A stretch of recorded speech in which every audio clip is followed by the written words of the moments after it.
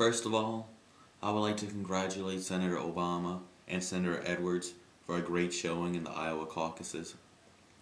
But I also want to take the time right now to remind Americans, especially those voters in New Hampshire who will be voting in the New Hampshire primary this Tuesday, that although Senator Obama has the momentum, although he's a great speaker, although he is a fresh face, we truly need to ask ourselves, is this man ready to be Commander-in-Chief? Ready to lead this country in the many unprecedented challenges it faces on day one? You know, a lot of people talk about change in this campaign. Both the Republican candidates and the Democratic candidates. They throw the word around a lot. Change this, change that. Who represents change? Well, for some of the candidates, namely Senator Obama, you can talk about change, but it doesn't mean you can bring about change. Senator Clinton has spent 35 years working for progressive change and has achieved it on many occasions. She doesn't just talk about change. She lives it out and she enacts it. That's what we need as a president. Not someone who can talk a good talk, but someone who can walk a good walk. And in a candidate, we need to have a proven record that the eventual Democratic nominee can walk the walk, not just talk the talk. Senator Clinton has worked for change in every level of her experience, and she, although it now sounds cliche, has the experience to bring about change. She has the experience of bringing about change. You know, change is just a 5-letter word, unless you have the strength and the perseverance to stand up to the interests, stand up to the Republicans, and truly fight for what you believe in. Senator Clinton has done that. How many times, how many years has she been on the receiving end of right-wing slime, of Republican dirty tricks? Over 15 years on the national level. In every single instance, she has overcome the odds and rose to victory and has achieved what she has promised. Choosing a Democratic nominee who can win in November of this year is of the utmost importance. Senator Clinton, despite what the media spins about her, is the most electable against the Republicans. She has been vetted. She has been tested. Her problems, well known. She has fought against the GOP for years. She knows what's ahead.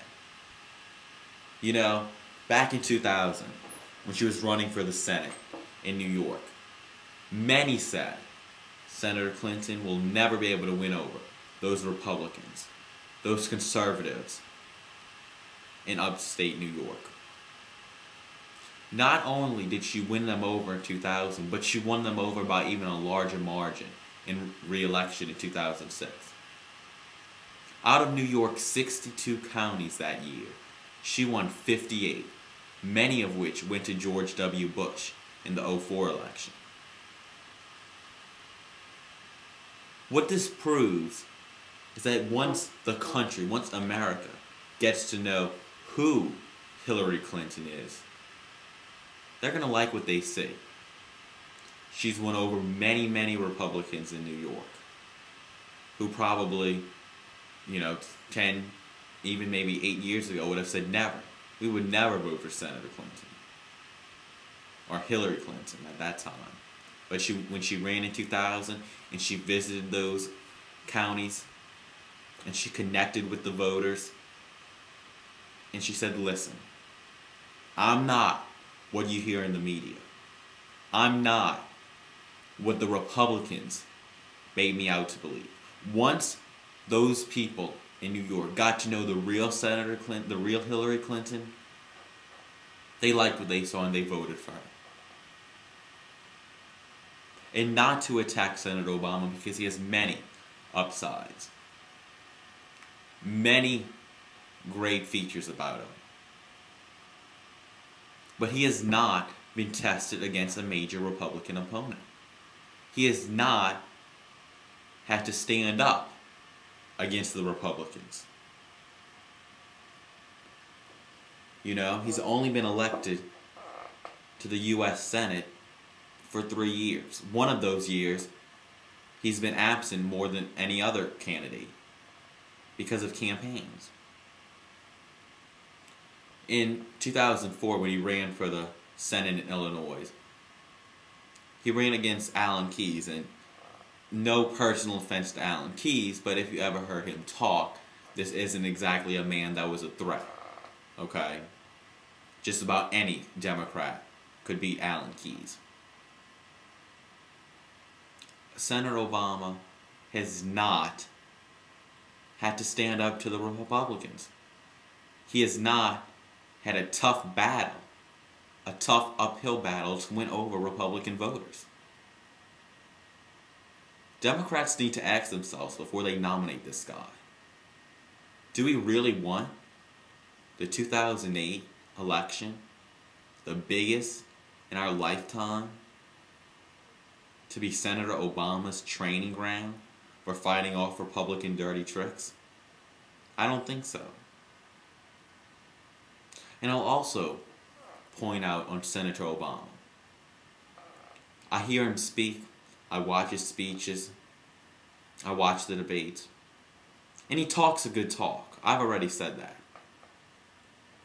He's a great speaker. He knows how to energize a crowd. But we're choosing a president here. And when you get down to the very facts, the substance, there's not much. You know, I hear Senator Obama speak, and I hear change. Several times a minute I hear change. I hear we're going to change this about the Bush administration. We're going to change that. We're going to change this. Everything's going to be changed. It's going to be a full 180, a full 360 from what we have right now. And that's all good. I don't think there's anyone in this country who doesn't want a change from the Bush administration. But the question needs to be asked. What change? There's no substance. We're choosing a president. Other candidates, including Senator Clinton, they've outlined specific, detailed policy proposals. They know where they want to lead this country. They don't just talk about change. They talk about how they're going to bring about that change, what changes they're going to make. Now, I'm not an expert on politics, but I think the American people want to know what they're voting for. They don't want to blindly vote for change, not knowing what they're going to get. Senator Clinton details what change she's going to give. Universal health care. End this war in Iraq safely. Make us energy independent. Solve the immigration mess. These are all issues that Senator Clinton has given detailed proposals on. Senator Obama has not. And I believe that that's truly important when we're choosing a president. We're not just choosing a speaker. We're not just choosing... This isn't a popularity contest, I'll put it that way. We need a leader. A leader with strength, experience, and perseverance. Not only to make change, but to make change that's good for the country. And to do that, we need someone with experience. Change without experience? Well, George W. Bush promised that in 2000. And look what happened.